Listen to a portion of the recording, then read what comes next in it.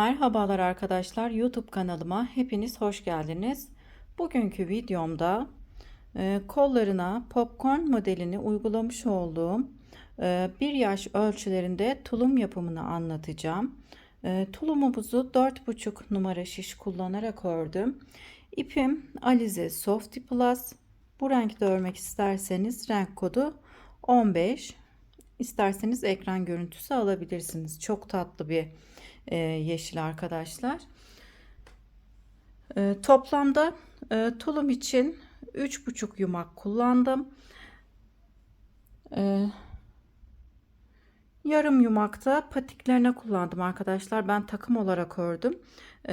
Kanalımda zaten patik yapımı da var. İsterseniz patiğini de örebilirsiniz. Yani ikisine toplamda 4 yumak kullanmış oldum. Zaten 4 yumak almanız gerekiyor. Tulum için 3,5 yumak kullanıyoruz. 6 adet de düğme kullanıyoruz. Şöyle göstereyim. Tulumumuza kapşon kısmından başlıyoruz. Kapşonu ördükten sonra robasını örüyoruz. Daha sonra beden kısmını örüyorum. Ayrım kısımlarını yapıp tulumumuzun bacaklarını örüp tulumu tamamlıyoruz. Ölçüleri 1 yaş ölçülerinde. Daha büyük yapmak isterseniz ya da daha küçük yapmak isterseniz verdiğim ölçülerle aynı sayılarda başlayıp sadece roba kısmında 2 artırma sırası eksik örebilirsiniz küçük yapmak isterseniz. Büyük yapmak isterseniz de 2 artırma ya da 3 artırma sırası fazla örebilirsiniz. Şimdi ben tulumumuzun ölçülerini vereyim. Beden genişliği 29 santim.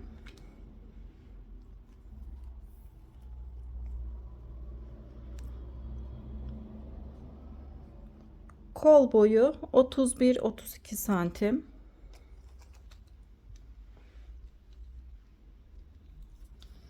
Şöyle orta kısma kadar 35 santim. Bacak boyunda vereyim arkadaşlar. Bacak boyu da 20-21 santim. Şöyle. Zaten örerken de hemen hemen ayrıntılı olarak ölçülerini verdim. Tulumumuzun önden görüntüsü böyle. Şöyle kısaca arkasını da göstereyim. Arkadan görüntüsü de böyle arkadaşlar. Gerçekten çok tatlı, çok sevimli bir tulum oldu. Sizler de mutlaka örün. Tulumunu örecekseniz de patiklerini de takım olarak örebilirsiniz. Patikleri de çok tatlı, çok sevimli oldu. Kanalıma abone değilseniz ücretsiz olarak abone olabilirsiniz. Beğeni ve yorum yaparsanız çok sevinirim.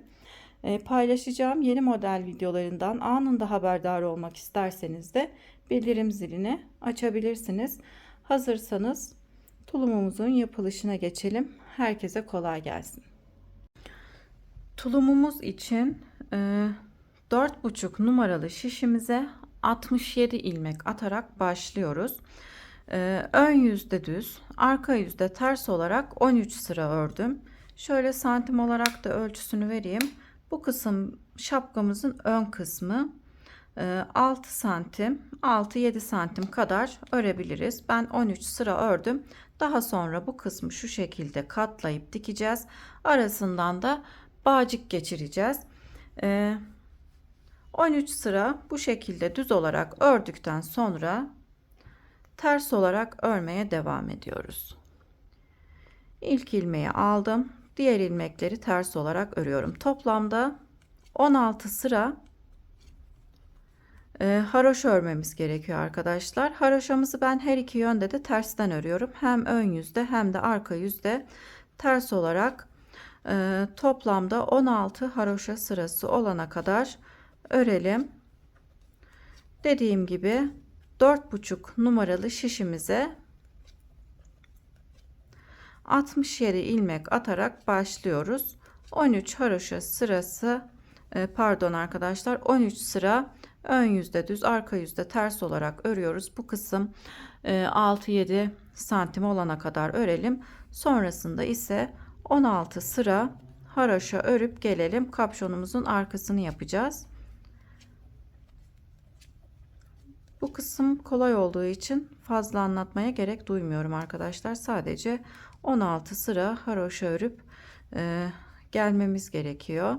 Sadece şu kısımları göstereyim. Sıra sonundaki ilmeği örmeden alıp sıra başında ters olarak öreceğiz ki kenarlarımız tırtıklı olsun. Ben bu kısımları örerken sıra sonunda düz olarak ördüm, sıra başında örmeden aldım. Şimdi haroşa kısmına geçtiğim için sondaki ilmeği örmeden alıp sıra başında ters olarak öreceğim.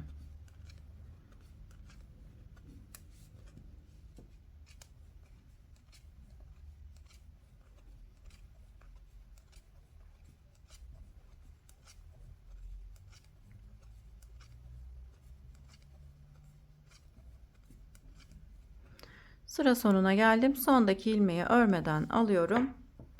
Diğer yüze geçip ters olarak örüyorum. Kenar kısımlarını bu şekilde örerek 16 haroşa sırasını tamamlayıp gelelim. Tulumumuzun kapşon kısmını 16 sıra ördüm. 16 sıra haroşa olarak ördüm düz kısımdan sonra. Şimdi ilmekleri şu şekilde ayırdım. 24 ilmek bu kenarda, 19 ilmek orta kısımda, 24 ilmek bu kenarda, toplamda 67 ilmeğimiz var. İlmekleri bu şekilde ayırdım. Şimdi ayracımıza kadar 24 ilmeğimizi örerek gelelim.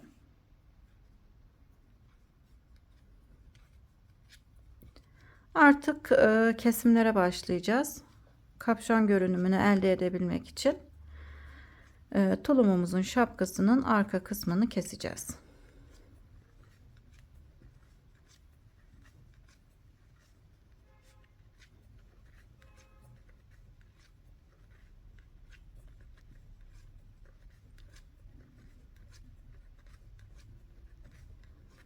...24 ilmeğimizi haroşa olarak ördükten sonra ayracımı geçiriyorum. Ayraçlarla devam ediyorum arkadaşlar. İpin yapısından kaynaklı ilmekler kesim yerleri belli olmadığı için ayracımı çıkarmadan örüyorum. Şimdi 19 ilmekten ilk 2 tanesini ters olarak örüyorum. Burada bir ilmek kesmiş oldum. Şimdi 1, 2, 3, 4, 5, 6, 7, 8, 9, 10. Devam ediyorum. 11, 12, 13, 14, 15. 15 ilmek ördükten sonra ayraçtan önceki 2 ilmeği de yine ikisini birlikte ters olarak örüyorum. İpimi arkaya alıp dönüyorum. Şimdi ilk ilmeği örmeden şişimi alıyorum. Tekrar 15 ilmek öreceğim. 1, 2, 3,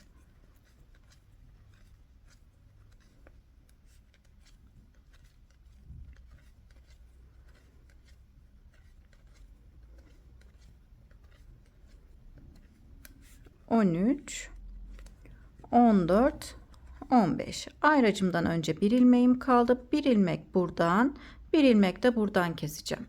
Şimdi şu şekilde ilmeği şişe taktım, ayracımı çıkardım. Sol şişe ilmekleri takıp ikisini birlikte örerek kesiyorum. Buradan birer ilmek eksilmiş oluyor bu kenarlardan. Şimdi tekrar ayracımı taktıktan sonra dönüyorum. Yine ilk ilmeği örmeden aldım. Yine 15 ilmek öreceğim. 15 ilmek sayısı hiç değişmiyor. 2, 3. İlk ilmeği aldıktan sonra saymaya başlıyoruz. 1, 2, 3.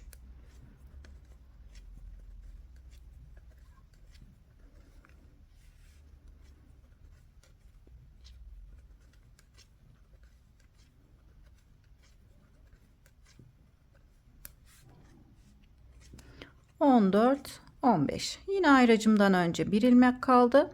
Hem ayraçtan sonra bir ilmek, ayraçtan önce de bir ilmek, ikisini birlikte örerek keseceğim. Şu şekilde 2 ilmeği birlikte örerek kesiyorum. Ayracı takıp diğer yüze geçiyoruz. Bu kenarlardan birer ilmek eksiliyor. Orta kısımdaki ilmek sayısı sabit arkadaşlar. Değişmiyor birer birer kestiğimiz için. Yine ilk ilmeği aldım. 15 ilmek örüyorum.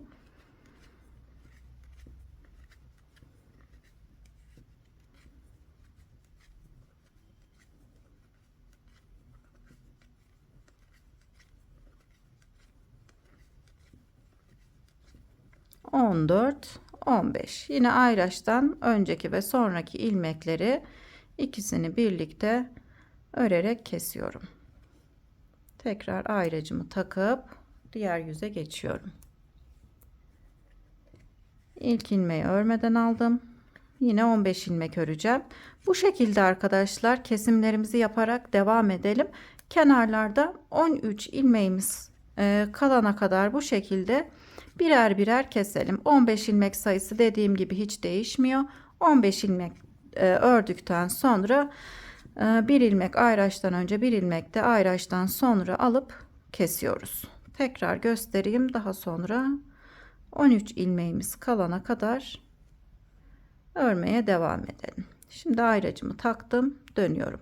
Bu şekilde arkadaşlar kenarlarda 13 ilmeğimiz kalana kadar örmeye devam edelim. Her iki kenarda da 13 ilmek kalana kadar kapşonumuzun arka kısmını bu şekilde kapatmış oluyoruz. Şimdi üçer ilmek keseceğim. Bir ilmek buradan şapkamızın arkasından kesilmiş olacak. Bir ilmek de kenarlardan kesilmiş olacak. 13 ilmek kaldı. Şimdi dönüyorum. İlk ilmeği yine örmeden aldım. 1 2 3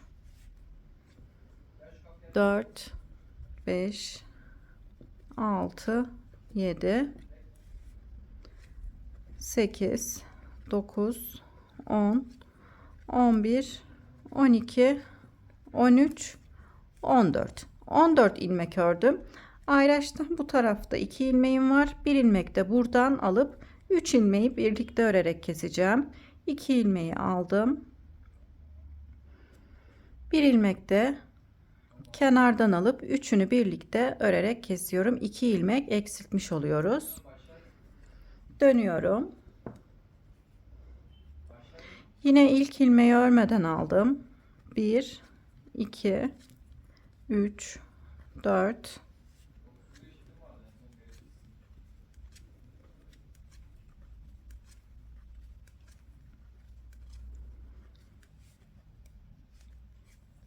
12 13.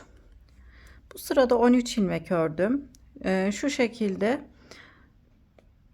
ayracımızdan önce 2 ilmek, bir ilmek de buradan alacağım. Yine 3 ilmek kesmiş olacağım. Ayraç yerimize ayracımızı takalım. Şimdi tekrar dönüyorum. İlk ilmeği aldım.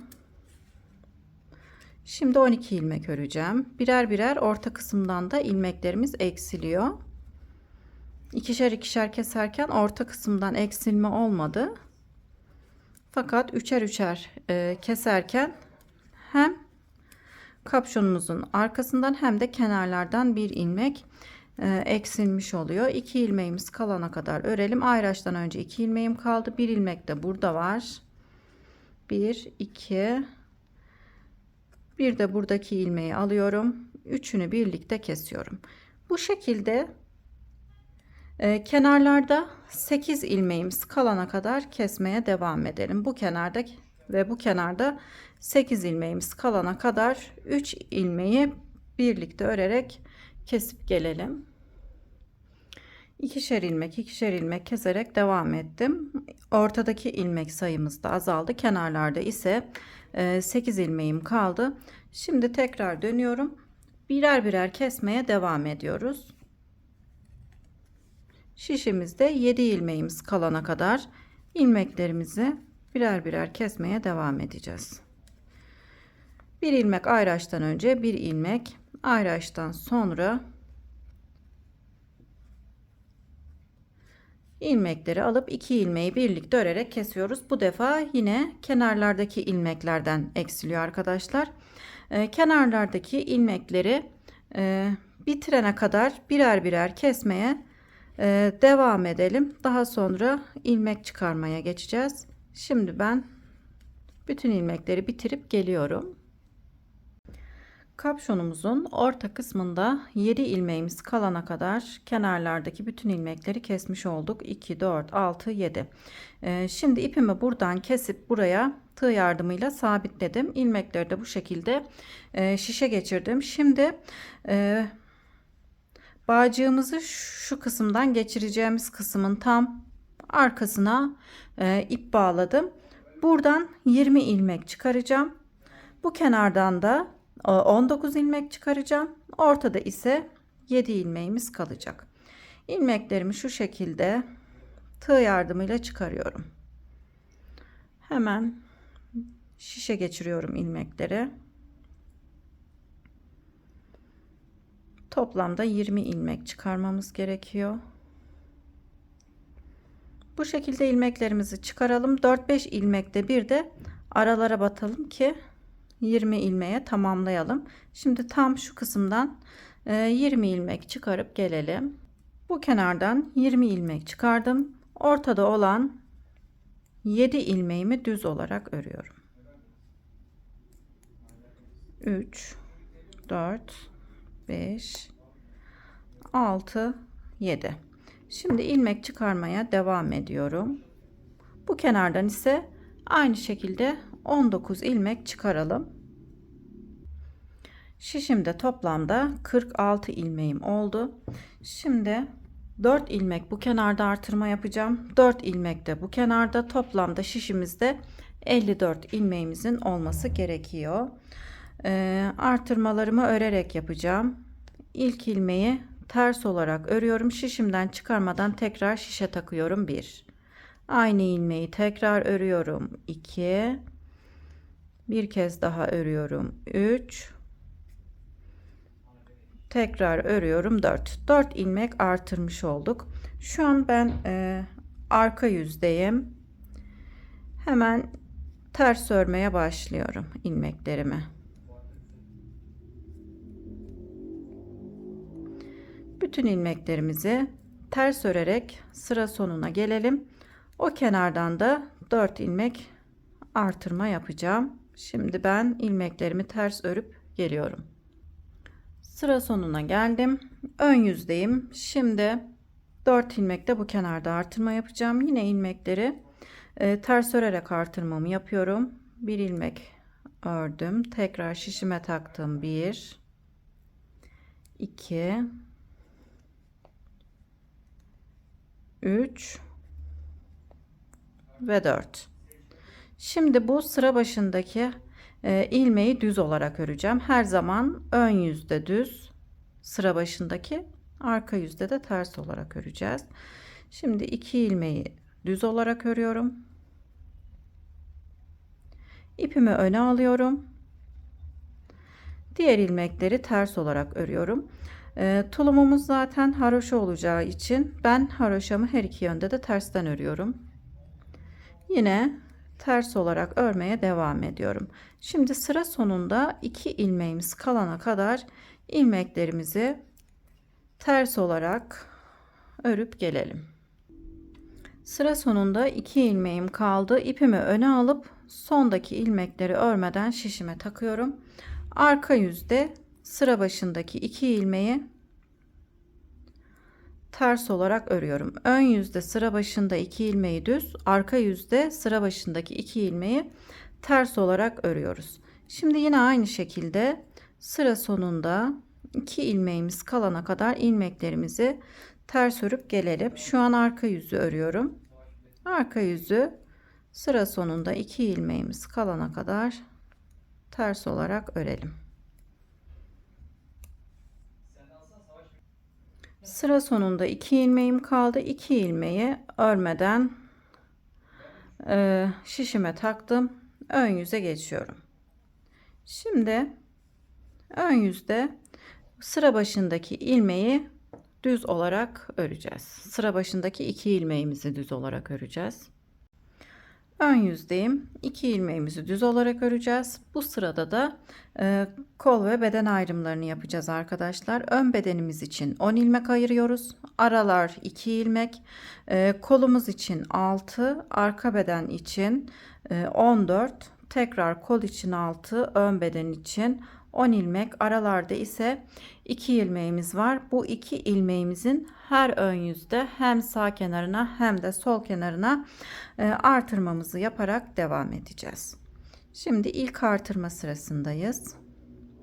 Sıra başındaki 2 ilmeği düz olarak örüyorum. 3 4 5 6 7 8 9 10 10 ilmek ördükten sonra şu şekilde artırmamı yapıyorum. Bildiğiniz artırma tekniklerini uygulayabilirsiniz. Ayracımı geçirip aradaki 2 ilmeği ters olarak örüyorum. Tekrar ayracımı geçiriyorum. Yine artırmamı yapıyorum. Aradaki 2 ilmeğin hem sağ hem de sol kenarına artırmamızı yapmış olduk. Kolda olan 6 ilmeğimizi ters olarak örüyoruz.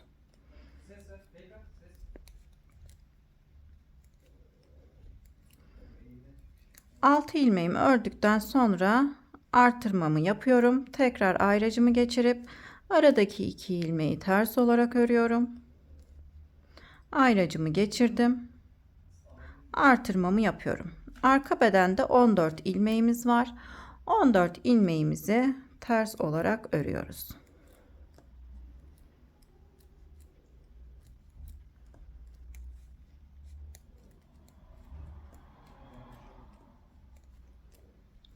Artırmaları ön yüzde yapıyoruz. Arka yüzde herhangi bir artırma işlemi yapmadan bütün ilmekleri ters olarak örüyoruz. 14 ilmeğimi ördükten sonra artırmamı yaptım. Ayracımı geçirip ayraç arasında olan 2 ilmeği ters olarak ördüm. Tekrar ayracımı geçirip artırmamı yapıyorum.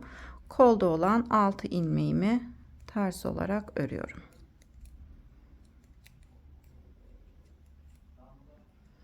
Artırmamı yaptım. Ayracımı geçirdim. Aradaki 2 ilmeği ters olarak örüp ayracımı geçirip tekrar artırmamı yapıyorum. Yani şu şekilde 2, 4, 6, 8 artırması, her artırma sırasında 8 ilmek artırmış oluyoruz. Şimdi ön bedende olan ilmeklerimi örüyorum. Yani 8 ilmeğimi haroşa olarak ördüm. İpimi arkaya aldım. Sondaki 2 ilmeği örmeden şişime takıp arka yüze geçiyorum. Arka yüzde bütün ilmeklerimizi ters olarak öreceğiz. Sadece sıra sonundaki 2 ilmeği örmeden şişimize takıp ön yüze geçeceğiz. Arka yüzde herhangi bir artırma işlemi yapmadan ilmeklerimizin tamamını ters olarak örelim. Ayraçlarımızı çıkarmadan ilerleyelim arkadaşlar. İpin yapısından kaynaklı artırma yerlerimiz belli olmuyor. O yüzden artırmalarımızı karıştırmamak için ayraçlarımızı çıkarmadan roba kısmında ilerleyelim. Şimdi ben bütün ilmeklerimi sıra sonunda 2 ilmeğim kalana kadar ters örüp geliyorum. Sıra sonunda 2 ilmeğim kaldı. Sondaki 2 ilmeği örmeden şişime takıp ön yüze geçiyorum. Ön yüzde şimdi ikinci artırma sırasındayız. Üçüncü artırma sırasında ilik açacağız. Sıra başındaki 2 ilmeği düz olarak örüyorum. Ayracımıza kadar ilmeklerimizi ters olarak örelim.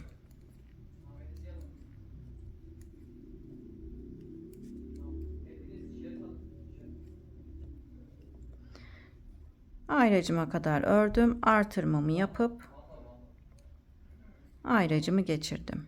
2 ilmek ters örüp ayracımı geçirdikten sonra artırmamı yapıyorum. Şimdi kolda olan ilmeklerimizi örüyoruz. Ayracımıza kadar.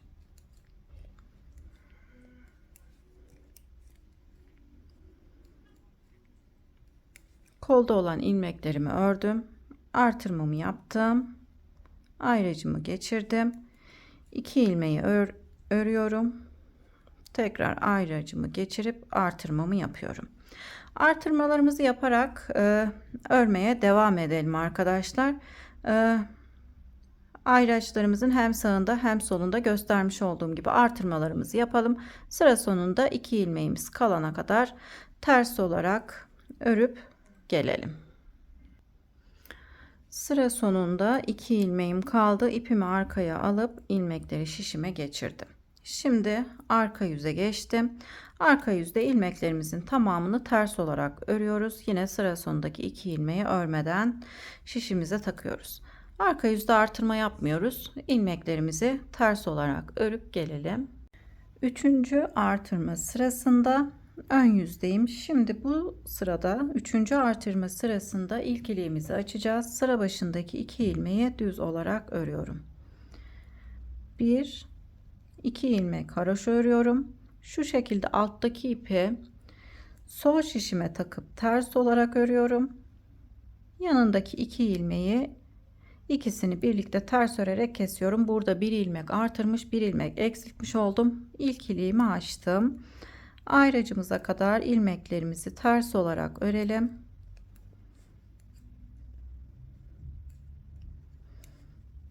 Tekrar bir ilmek artırıp ayracımı geçirip aradaki 2 ilmeği ters olarak örüyorum. 8 haroşa sırasında bir ilik açacağız arkadaşlar. Artırmamı yaptım. Kolda olan ilmeklerimizi ters olarak örüyoruz. Ön yüzde artırmalarımıza devam ederek ön yüzümüzü örüp gelelim. Ayraçlarımızın hem sağ hem de sol kenarında artırmalarımızı yapalım. Artırmalarımı yaparak sıra sonuna kadar geldim. İpimi arkaya alıp sondaki 2 ilmeği örmeden arka yüze geçiyorum. Arka yüzde yine bütün ilmeklerimizi ters olarak örüp gelelim. Dördüncü artırma sırasında popcorn yapmaya başlayacağız. Şimdi arka yüzü tamamlayıp geliyorum. Arka yüzde sıra sonuna kadar geldim. Sondaki 2 ilmeği örmeden alıp ön yüze geçiyorum. Şimdi bu sırada kolumuzun ilmeklerinin arasına popcornumuzu yapacağız. Ön bedende olan ilmeklerimizi örelim. 2 ilmeği düz olarak ördüm. Ayracımıza kadar ilmeklerimizi ters olarak örelim.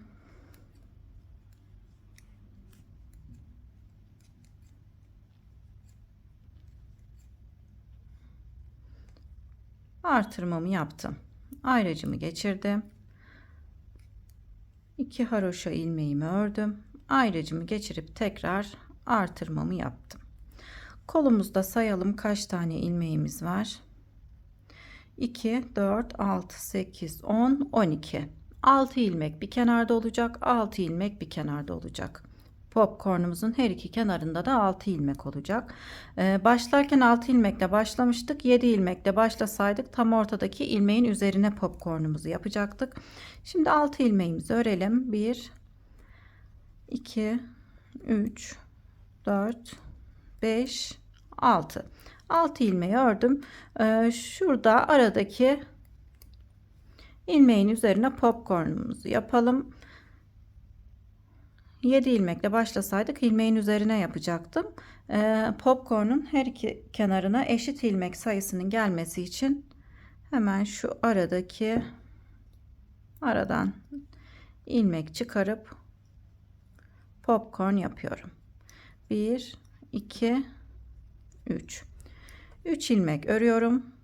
3 tane de trabzan yapacağım.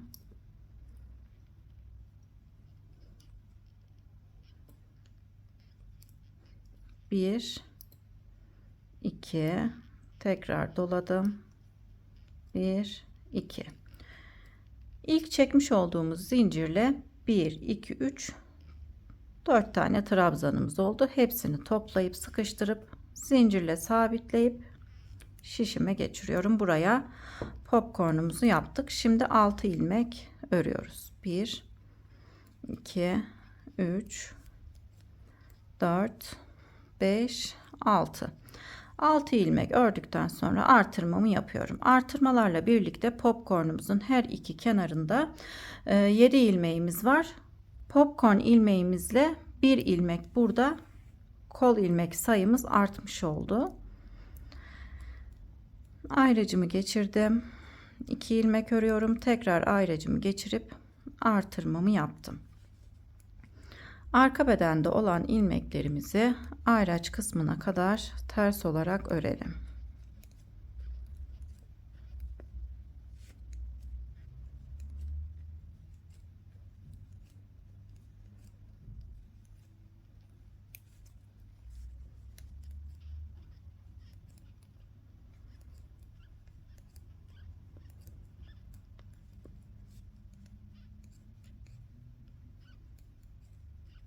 Ayraç kısmına kadar geldim. Artırmamı yapıp ayracımı geçiriyorum. 2 ilmeği ördüm. Ayracımı tekrar geçirdim. Artırmamı yaptım. Yine 6 ilmek örelim. Kolda 1, 2, 3, 4, 5, 6. 6 ilmek ördüm. Hemen buraya yine alttaki ilmeklere batıp popcornumuzu yapıyoruz. 3 zincir çekip 3 tane de trabzan yapıyorum.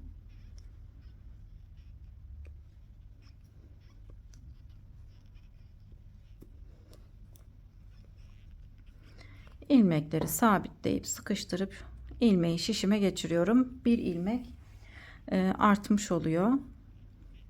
Tekrar 6 ilmeğimizi örelim. 1, 2, 3, 4, 5, 6 ilmek ördükten sonra artırmamı yapıyorum. Ayracımı geçirip 2 ilmeğimi ördüm. Ayracımı geçirdim. Artırmamı yaptım. Ön bedende olan ilmeklerimi sıra sonunda 2 ilmeğim kalana kadar ters olarak örüyorum. İpimi arkaya alıp sondaki 2 ilmeği örmeden şişime taktım. Şimdi kolumuza 2 tane popcorn yapmış olduk. Ön yüzde artırmalarımıza roba kısmında devam ederek örelim. Popcorn'dan sonra 5 haroşa sırası ördükten sonra tekrar popcorn yapacağız. Şimdi o kısma kadar örelim. Ön yüzde dediğim gibi ayraçlarımızın her iki tarafında artırmalarımızı yaparak ilerleyelim. 5 haroşa sırası örüp yine diğer popcornları da birlikte yapalım. Robamızda en son popcornumuzu yaptıktan sonra şu şekilde sayıyorum. 1, 2, 3, 4, 5 haroşa sırası ördüm. Şimdi tekrar bu sırada popcorn yapacağız. Şöyle ön bedende olan ilmeklerimizi örelim. 2 ilmek sıra başında düz örüyorum. Şöyle ilik de açmamız gerekiyor arkadaşlar. 8 sırada bir iliklerimizi açalım demiştim. 2, 4, 6, 7 sıra olmuş. Bu sırada açmıyoruz. Diğer sırada açacağız. 2 ilmek düzden sonra ters olarak örmeye devam ediyorum.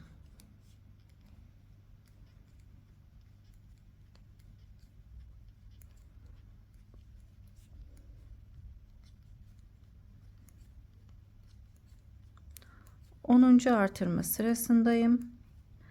Artırmamla birlikte ön bedenimde 20 ilmeğimin olması gerekiyor. Sayalım. 2, 4, 6, 8, 10, 12, 14, 16, 18, 19, 20. Yani 10. artırma sırasındayım. Ayracımı geçirdim. 2 ilmeği haroşa olarak ördüm. Tekrar ayracımı geçirdim. Ayracımızı geçirdikten sonra artırmamızı yapalım. Şimdi ben 5 ilmek 1, 2, 3, 4, 5. 5 ilmek haroşa ördükten sonra 6. ilmeğin üzerine yani artırmayı yaptıktan sonra 5 ilmek örüyorum. 6. ilmeğin üzerine tekrar popcornumuzu yapıyoruz.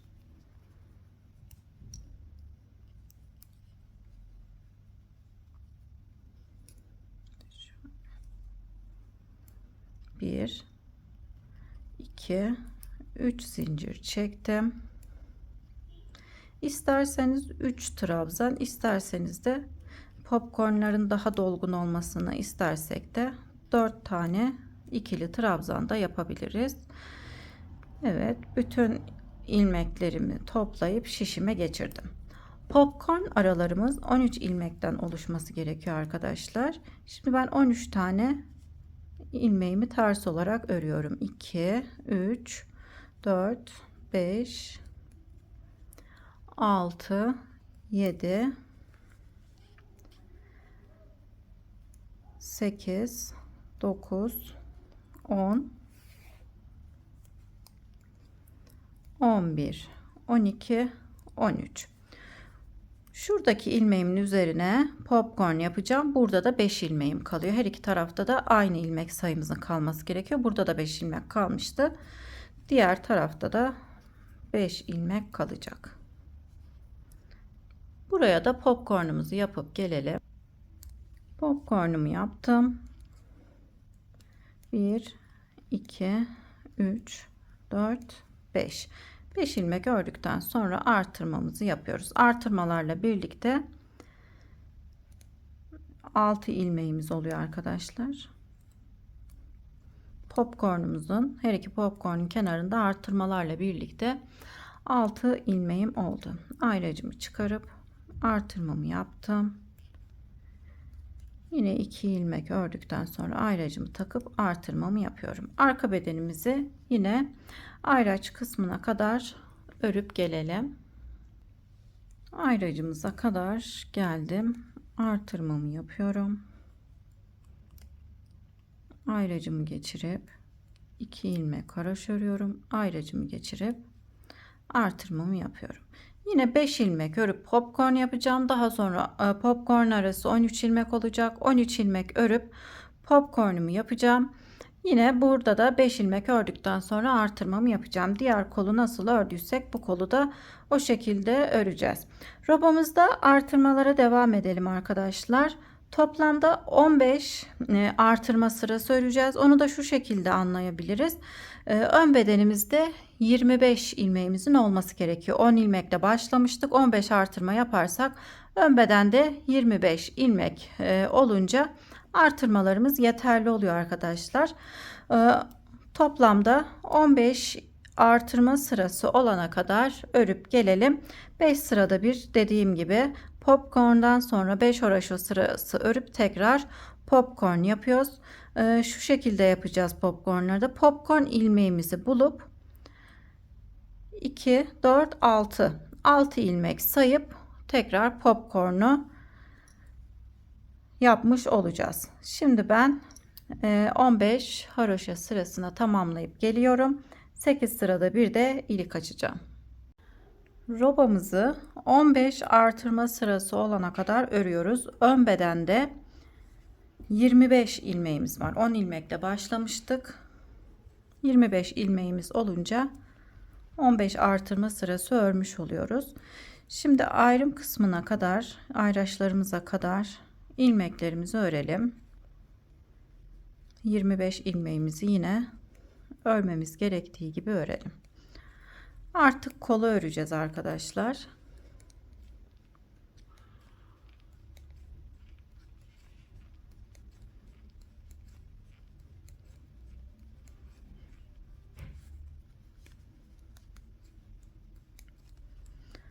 Ayracımıza kadar ilmeklerimizi örelim. Toplamda 25 ilmeğimi ördüm. Artık ayracımı çıkarıyorum. Bu iki ilmeğin bir tanesini de ön bedenim için ters olarak örüyorum. Aradaki iki ilmekten bir tanesini de kola ekleyeceğiz. Şimdi farklı bir 4,5 numaralı şişe geçiyorum. Kolumuzu öreceğiz. Aradaki iki ilmekten bir tanesini kol için ördüm. Yine ayracımı çıkarıyorum. Şimdi ayraç kısmına kadar öreceğiz. Fakat bu sırada tekrar popcorn yapacağız. 4 5 Artırmamızla birlikte 5 ilmeğimizi örmüş olduk. Hemen şuradan popcorn ilmeğini buluyorum. 2 4 popcorn ilmeğimiz şu ilmek arkadaşlar. Şöyle bakıyorum. Popcorn ilmeğim bu ilmek. Bu ilmekten 2 4 6 ilmek sayıp 7. ilmeğimize popcorn yapıyoruz. Şimdi bu ilmeğe popcorn yapıp gelelim. Popcorn'u yaptım. İlmeği şişime taktım. Şimdi popcornların arası 13 ilmek olduğu için 13 ilmek örüyorum. Bir, şu şişimi çekip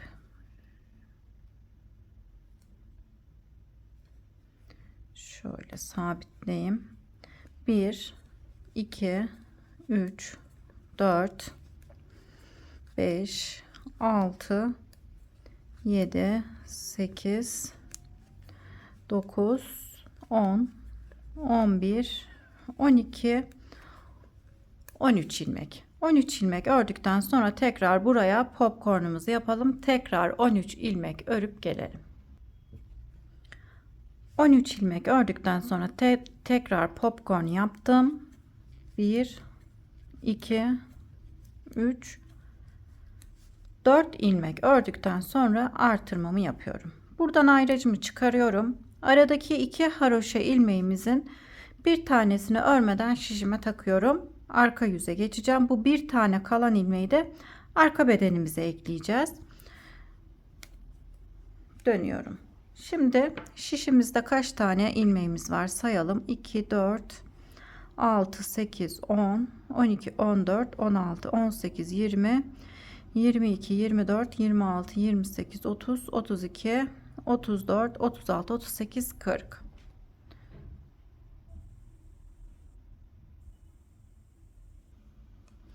Burada artırma yapmıyoruz arkadaşlar. Artırma yapmadan sondaki ilmeği şişime takıyorum. Şişimizde de 39 ilmeğimiz var.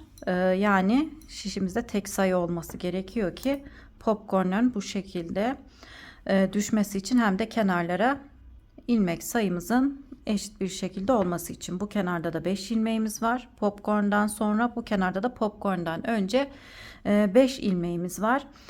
Şimdi sondaki ipi ilmeği örmeden alıp diğer yüzde ters olarak öreceğiz. Her iki kenarda da aynı şekilde sondaki ilmeği örmeden alıp diğer yüze geçince ters olarak öreceğiz. Bu şekilde kenarlarımız tırtıklı olacak. Dikerken daha rahat dikebilmek için.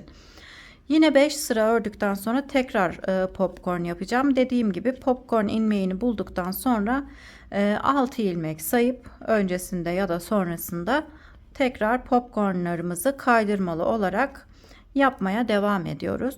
İsterseniz düz olarak da örebilirsiniz. Tamamen sizin tercihinize kalmış ama popcornlu olursa görüntüsü daha güzel oluyor. Bu şekilde kolumuzu kol lastiğimize kadar örelim. Kol lastiğine gelince kesimler yapacağız. Herhangi bir kesim yapmadan şişimizde olan 39 ilmekle kol lastiğine kadar örelim. 5 sırada bir de popcornlarımızı yaparak devam edelim. Şimdi ben kolumuzu örüp geliyorum. Kolumuzu kol lastiğine kadar ördüm. Şöyle sayalım. 1 2 3 4 5 6 popcorn yaptıktan sonra bir haroşa sırası daha ördüm. Santim olarak da ölçüsünü vereyim çünkü her sıra sayısı 1 olmayabiliyor arkadaşlar. Herkesin sıra sayısı şöyle 18 santim. Şimdi kesim yapmadan ilerleyecektim fakat ilmek sayısı bana biraz fazla geldi. O yüzden 4 sıra aralıklı olarak bir ilmek buradan, bir ilmek buradan, yine tam karşılıklı gelecek şekilde bir ilmek buradan, bir ilmek de buradan kestim.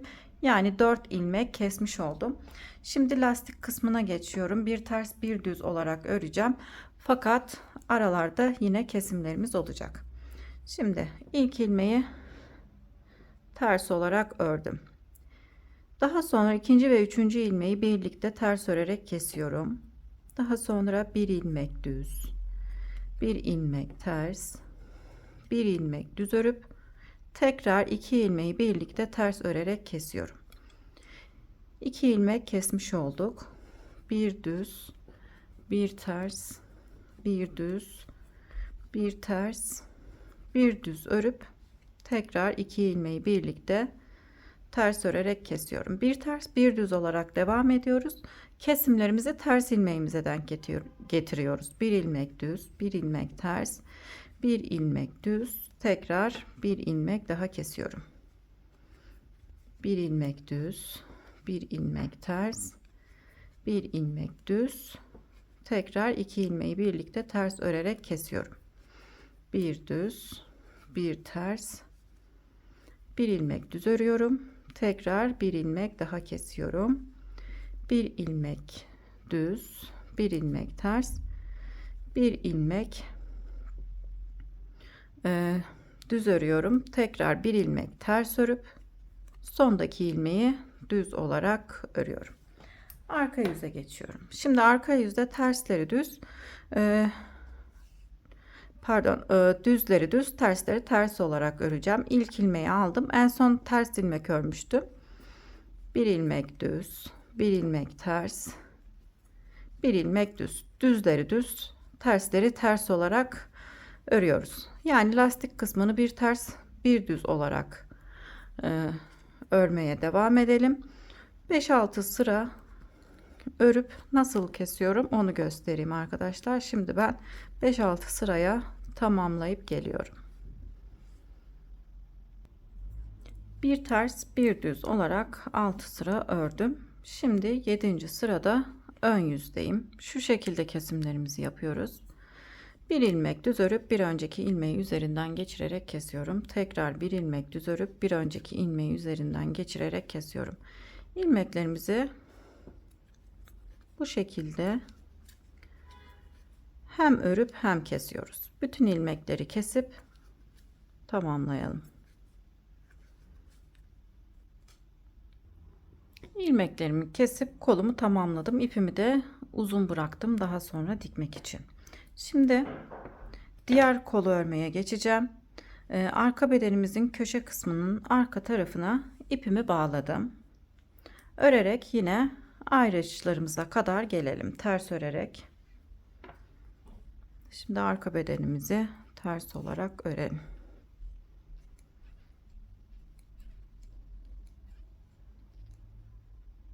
Arka bedende olan ilmeklerimi örerek geldim. Şişimde 45 ilmeğim var. Şimdi ayracımı çıkarıyorum. Aradaki haroşa ilmeklerden bir tanesini arka bedenime ekliyorum. Yani örüyorum. Şimdi kolda olan ilmeklerimizi öreceğiz. Bu ilmekle arka bedende 46 ilmeğimiz oldu. Şimdi kolda olan ilmekleri örmeye geçiyorum. Aradaki iki haroşa ilmekten bir tanesini de kola ekliyorum. Ayracımı çıkardım. Kolda olan ilmeklerimi öreceğim. Bu sırada yine popcorn yapacağız arkadaşlar. Dediğim gibi popcorn ilmeğimizi buluyoruz. 2, 4, 6 ilmek sayıp kenardan 5 ilmek örüp 6. ilmeğime popcorn yapacağım. Popcorn aralarımız 13 ilmekten oluşacak. Diğer kolda olduğu gibi 5 sırada bir popcornlarımızı yapacağız. Bu kolumuzu kaç sıra ördüysek, nerelerde kesim yaptıysak aynısı gibi bu kolda da yapmamız gerekiyor arkadaşlar. Bu kolumuzu da örüp tamamlayıp gelelim. Beden kısmına geçelim. Tulumumuzun bu kolunu da tamamladım. Şimdi ipimi ön bedenimizin köşe kısmına bağladım. Şu şekilde geldik arkadaşlar. Önce ön bedeni ördük. Daha sonra kolumuzu ördük. Arka bedeni örerek geldik. Bu kolu ördük. Şimdi ön bedenimizi öreceğiz.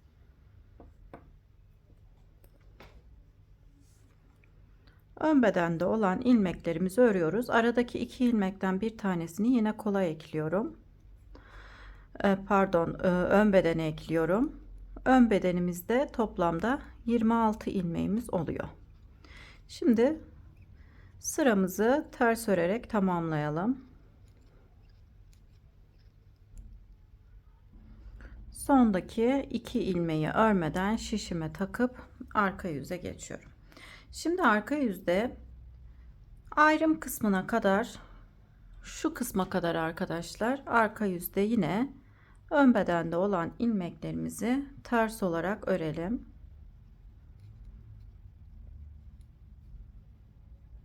Ters örüp gelelim. Ön bedenimizde olan 26 ilmeğimizi örerek geldim. Şimdi arka bedende olan ilmeklerimizi örmeye geçiyorum. Burada bu sırada herhangi bir artırma işlemi yapmıyorum. Ön yüzde yapacağım. Şimdi arka yüzdeyiz. Ön yüzde tam bu kol altında bir ilmek artıracağız. Diğer kol ayrımına kadar ilmeklerimizi ters olarak örüp gelelim. Ayrım kısmına kadar örerek geldim. Yine ön bedende olan ilmeklerimizi ters olarak örelim. Burada artırma yapmıyoruz. Ön bedende olan ilmekleri yine ters olarak örmeye devam edelim. Ön yüze geçelim. Şimdi ön yüze geçtim. Kol altında nasıl artırma yapıyorum göstereyim. Sıra başındaki 2 ilmeği düz olarak örüyoruz. İlmeklerimizi kol ayrımına kadar ters olarak örelim.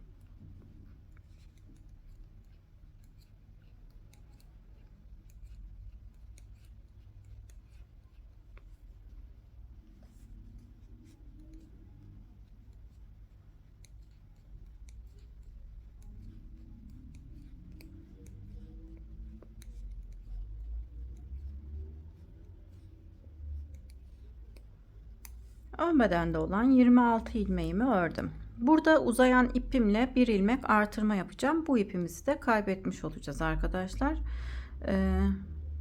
Şu şekilde arkadan ilmeğin içine girip şöyle ilmeğin içerisine girip ters olarak örüyorum. Daha sonra yine ters olarak örmeye devam ediyorum. Diğer kol altına kadar ilmeklerimizi ters olarak örüp gelelim.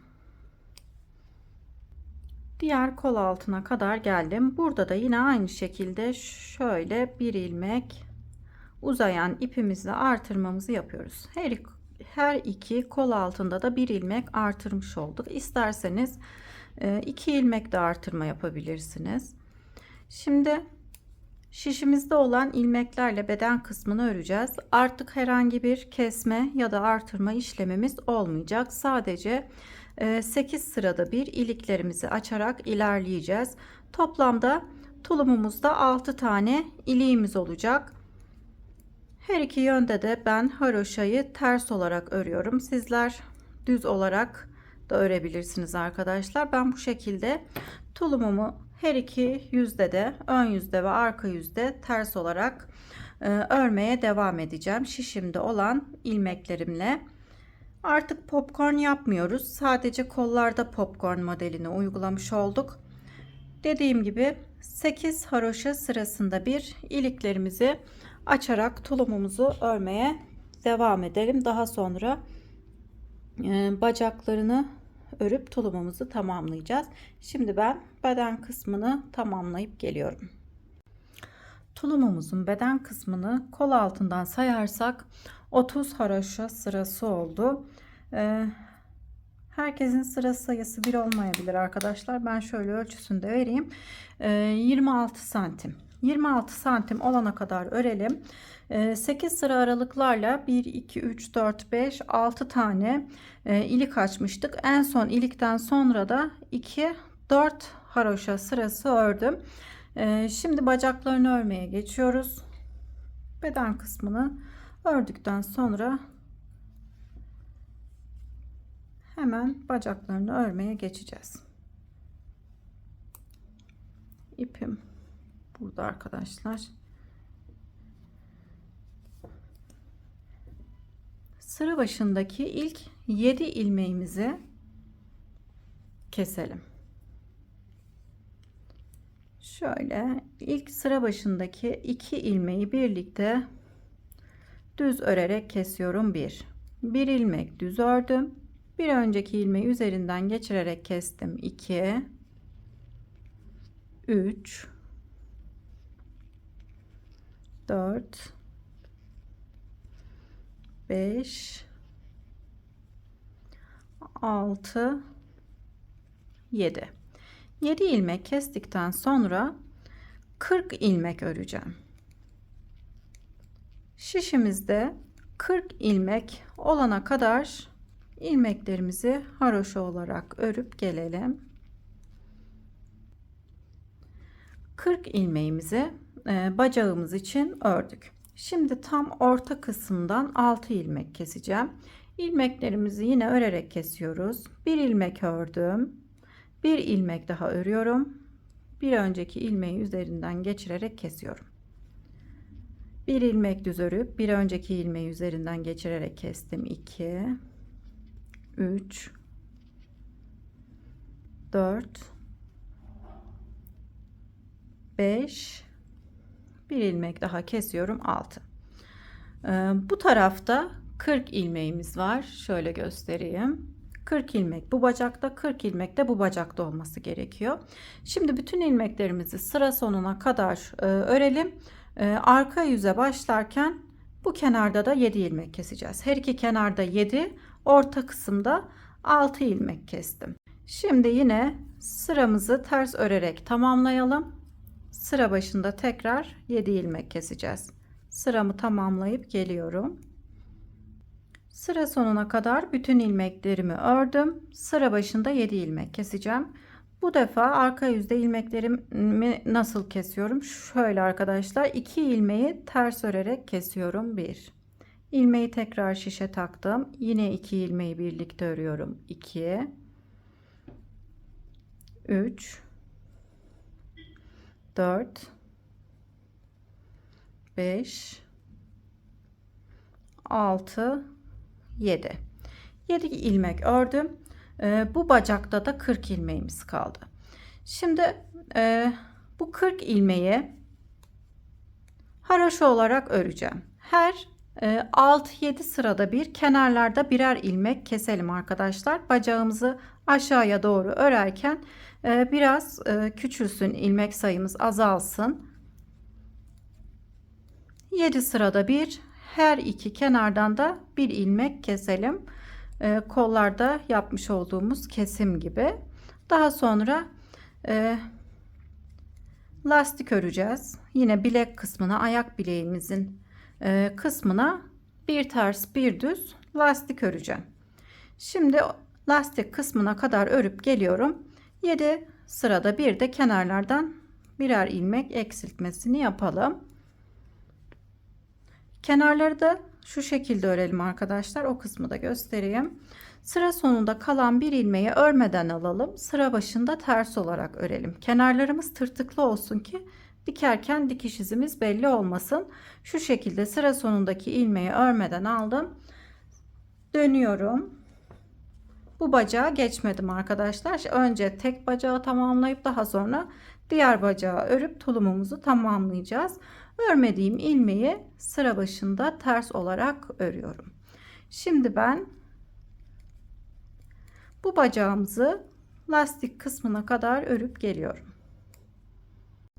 Tulumumuzun sol bacağını örmem gerektiği kadar örüp tamamladım. Tam şu kısımdan sıra sayısını sayarsak 22 haroşa sırası. Tekrar santim olarak da ölçüsünü vereyim. 18 santim. 18 santim olana kadar örelim. Ben şöyle kesimlerimi yaptım.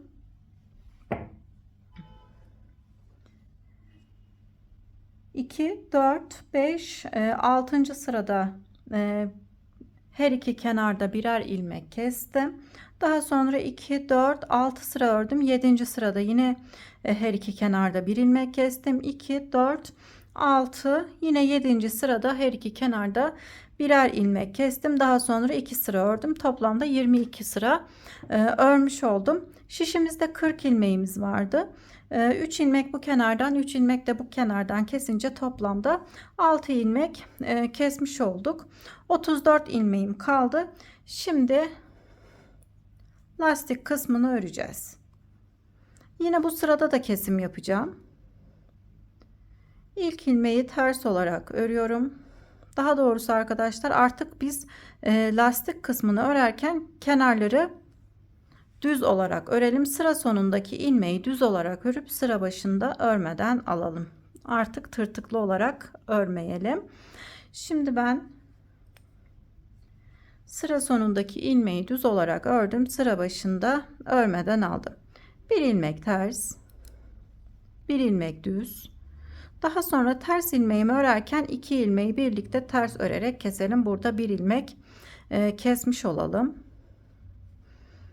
Bir düz, bir ters, bir düz, tekrar yine ters ilmeğime denk gelecek şekilde iki ilmeği burada birlikte örerek kesiyorum. Yani ters örüyorum. Sıra bir ilmek düz, bir ilmek ters, bir ilmek düz, tekrar yine iki ilmeği birlikte ters örerek kesiyorum. Kesmiş olduğum ilmeği ters ilmeğime denk getiriyorum. Bir düz, bir ters, bir düz örüp yine iki ilmeği ters örerek kesiyorum. Bir düz, bir ters, bir düz örüyorum. İki ilmeği ters örerek kesiyorum. Bir ilmek düz, bir ilmek ters, bir ilmek düz örüyorum. Tekrar bir ilmek kesiyorum. Artık kesmeyeceğim. Bir ilmek düz örüyorum, bir ilmek ters örüyorum. Bir ilmek düz örüp sıra sonundaki ilmeği de düz olarak örüyorum. Şimdi şişimizde kaç ilmeğimiz kalmış sayalım. 2, 4, 6, 8, 10, 12, 14, 16, 18, 20, 22, 24, 26, 28. Şişimizde 28 ilmeğimiz kaldı. 28 ilmekle bir ters bir düz olarak örelim. İlk ilmeği aldım, bir ilmek ters, bir ilmek düz, bir ilmek ters olarak örüyorum. İpimizden kaynaklı sıra sayısı pek sayılmıyor arkadaşlar. Kol lastiğimizi kaç sıra ördüysek yine bacaklarımızın lastik kısmını da aynı sırada örelim. 6-7 sıra örüp kolumuzu kesmiş olduğumuz gibi keselim. Şimdi ben 6-7 sıra örüp geliyorum. Lastik kısmını 6 sıra ördüm. Ön yüzde 7. sıradayım. Bir ilmek düz örüp bir önceki ilmeği üzerinden geçirerek keselim. Bir ilmek düz örüp bir önceki ilmeği üzerinden geçirerek bütün ilmeklerimizi keselim. İpimizi biraz uzun keselim. Daha sonra bacak kısmını dikebilmek için arkadaşlar. Şimdi ben bu bacağı tamamlayıp diğer bacağımıza örmeye geçeceğim. Bütün ilmeklerimi kesip geliyorum. Şöyle göstereyim arkadaşlar. Bu bacağı tamamladım. İpimi de uzun bıraktım. Daha sonra şu şekilde bacak kısmını dikerek birleştireceğiz. Şimdi diğer bacağımızı örmeye geçiyorum. Ön yüzde örerek geldiğimiz için ipimizi arka kısma bağlıyorum. Şöyle arka kısma bağlayıp arka yüzde örmeye başlıyoruz. Yine aynısı gibi örelim. Bu bacakta nerelerde hangi sıralarda kesim yaptıysanız bu bacakta da aynısı gibi. 22 sıra örmüştük. Yine bu bacağımızı da 22 sıra örelip kesimleri aynı yerlerde kesip yine lastik kısmını örerken eksiltmelerimizi yapıp lastik kısmını örüp diğer bacağımızı da tamamlayalım. Daha sonra dikiş kısmını yapıp tulumumuzu tamamlayacağız. Kulak da yapacağım arkadaşlar ben. Görüntü olarak daha güzel oluyor. İsterseniz kulak yapmaya da bilirsiniz. Şimdi diğer bacağımızı da tamamlayıp gelelim. Tulumumuzun bacak kısımlarını tamamladım. Dikerek orta kısma kadar geldim. Şöyle göstereyim. Örerken kenarlarda 7'şer ilmek kesmiştik şu kenarları. Tam orta kısımdan da 6 ilmek kesmiştik. Bunları şu şekilde birbirinin üzerine koyup dikeceğiz. 3 parçayı 1, 2, 3 parçayı üçünü birlikte dikeceğiz. Tırtıklı kısımlardan bacak kısmını dikerek geldikten sonra 3 parçayı birbirine birleştirerek dikelim.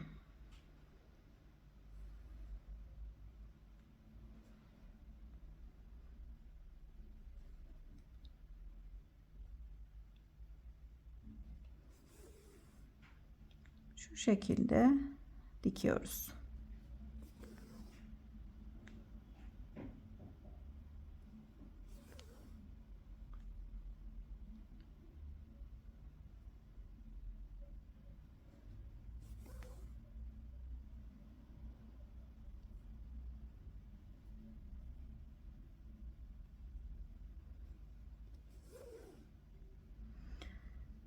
Orta kısmı bu şekilde diktikten sonra diğer bacağı dikmeye geçelim. Bacak kısmımızı da şu şekilde kenarlardaki tırtıklı kısımlara batarak dikiyoruz. Karşılıklı denk gelecek şekilde örerken tırtıklı olarak örmüş olduğumuz kısımlara batarak bacak kısmını da birleştirelim. Kolları da yine bu şekilde dikelim arkadaşlar, tırtıklı kısımlardan.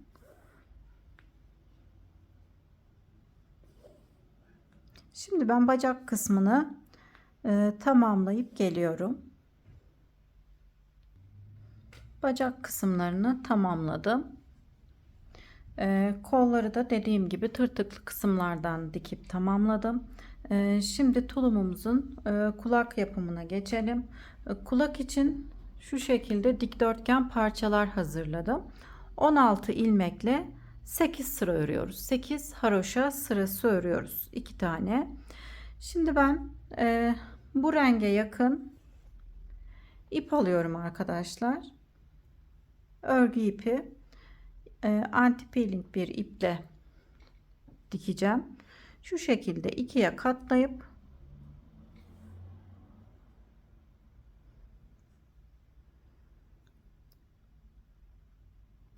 dikiyorum.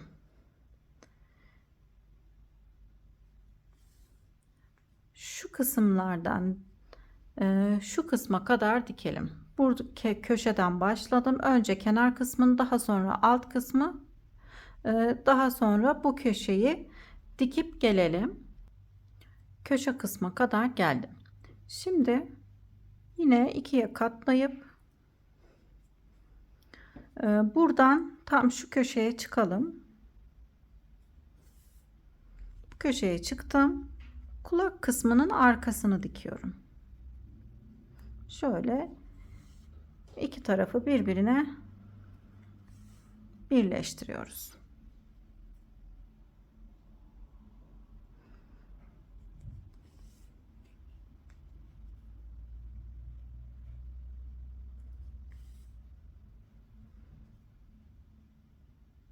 Hiçbir boşluk kalmayacak şekilde kulağımızı bu şekilde oluşturuyoruz. Daha sonra şu köşe kısımlara örmüş olduğumuz kulağı dikiyoruz. Yine ilmeklerin içerisinden köşe kısma iğne yardımıyla geçiyorum. Tam köşesine denk gelecek şekilde örmüş olduğumuz kulağı yerleştirip dikiyorum. İpimiz belli olmuyor arkadaşlar. İp tüylü bir ip olduğu için dikiş ipimiz gözükmüyor. Kendi rengine yakın bir iple bu şekilde dikiyoruz. Ben kulağımı dikip tamamlayacağım. Şu şekilde olacak. Diğer kulağımı da aynı şekilde dikip tamamlayacağım. Şöyle göstereyim. Önce örmüş olduğumuz kısmı da yine aynı bu şekilde bu iple dikip tamamladım. Bağcık kısmını, bağcığımızı yapıp arasından geçirdim. Bağcık yapımını da göstereceğim. İsterseniz zincir çekerek de bağcık yapabilirsiniz. Şimdi ben kulaklarımı dikip bağcık yapımını göstereyim. Kulaklarımızı dikip tamamladım. Şimdi bağcık yapımını göstereceğim. Şöyle tulumumuzu da tamamlamış oldum.